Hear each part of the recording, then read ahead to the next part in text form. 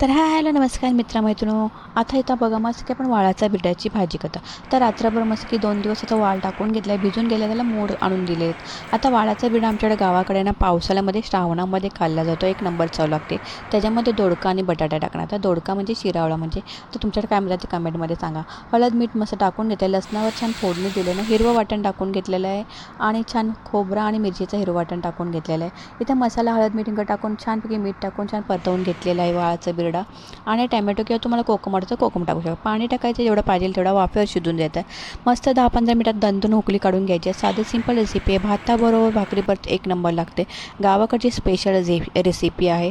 गावाकडे ही ना पावसाळ्यातच केली जाते, गणपतीच्या टायमाला श्रावणामध्ये मस्त की केले जातात. साधी सिंपल रेसिपी आवडल्यास लाईक सबस्क्राईब करा.